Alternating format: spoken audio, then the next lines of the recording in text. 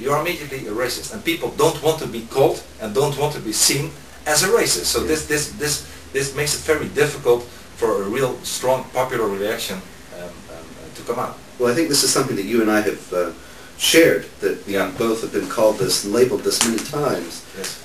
What is your response to people when they say to you that Fitna is racist or Wilders is racist? Yes. How do you respond? Well, I always respond by saying that people who think that are really not only very wrong, but it's insulting. I mean, you don't have to like my what I'm standing for. You can vote on another party. You can say, well, this Wilders is a crazy guy. Whatever. You can. People are free to think and do what they like. But I'm everything but a racist. I'm a democratic politician in all my veins. I fight within the rule of law every day again in my parliament for my proposals. And if they are rejected, I accept them. And I try again tomorrow. And I have nothing against anybody on the basis of race, whatever color they have, whatever sexual preference they have. I don't even have anything against Muslims. Muslims are equal to anybody. I have nothing against them. However, I have a problem with the ideology.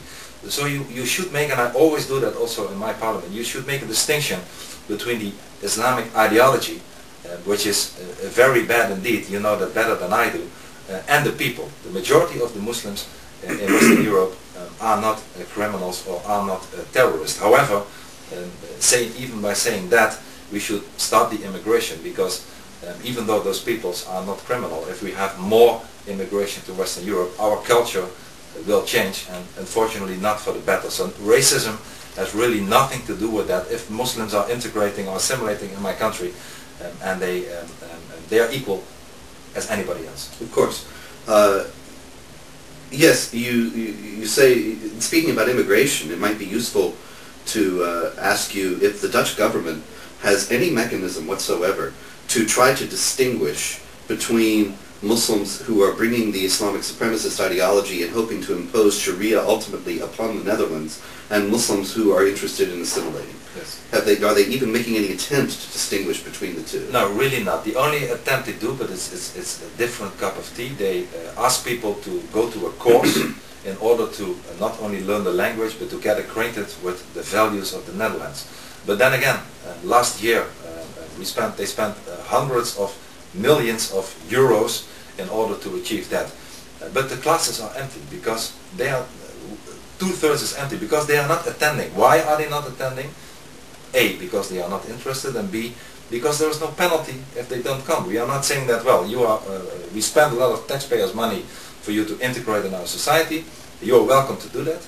But if you don't come, please, leave our country. We are not doing that. So there's no incentive at all to come. Then again, I think I would be in favor now, all the problems that we have and all the demographical problems that we face, that there should be a full stop, at least for a couple of years, when it comes to the immigration from Muslim countries. Absolutely. Because I believe that, and you know the word taqiyya, when I was still at primary school, but you know what taqiyya means, and it means that even though there is no mechanism, Muslims can, I'm not saying they all do, but they can lie, and they can be politically correct, but I'm very sure that if the numbers grow, and they will, but not even become 51%, not even a majority. I mean, you know, there have been studies where countries being compared where the Muslim population was 15, 20, 25, 30%, and even if they are not a majority but become stronger, they will change their tune, and the Islamization will be very hard to be returned into what we have today. Oh, quite so, and we're already seeing that. Yeah. You mentioned a little while back Islamization and the demands for accommodation, and we're seeing those increasingly in the United States. Yeah. They've actually stepped up markedly over just the last couple of years, and I have been reporting on them, and for example, people saying in the Swift meatpacking plants in Nebraska and Colorado that the Muslims saying that they will not take the breaks at the ordinary times. They demand that the break schedule be changed so that they can stop work and break the Ramadan fast. And the meatpacking plant was happy to accommodate them, but then the non-Muslims protested and said that this meant that they had to work longer hours.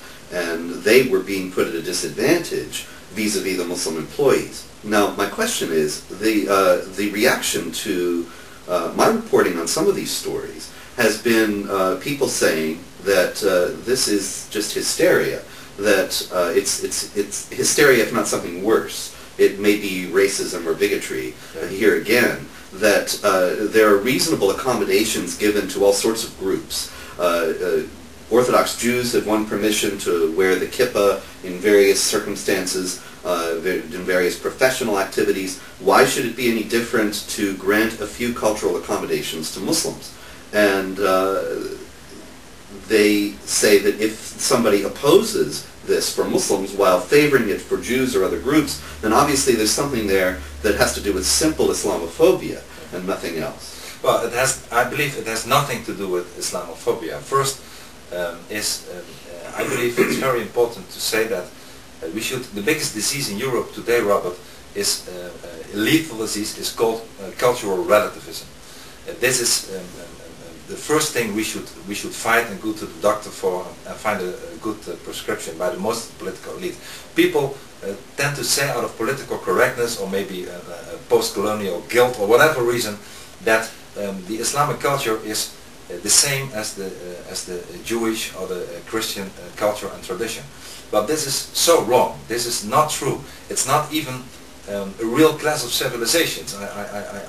I subscribe to what the brave woman Wafa Sultan said about this. She says it's not even a clash of civilization. It's a clash between rationality and barbarism or backwardness. And one difference as well is that the Islamization, Islam comes to the West not to assimilate, not to integrate. That is a mistake that many people, also in my country, make. And if you go out of the idea that people are here to assimilate, why should you not give them a holiday or let them work earlier or whatever?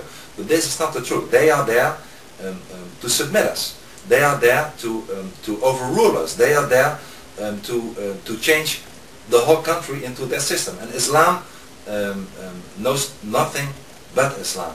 And it has no place for anything else but Islam. So if we would accommodate it, let me tell you, it will be not just one step. The day after we give them a public holiday or compulsory halal food on schools, the next day it will be something else. And the day after it will be something else again.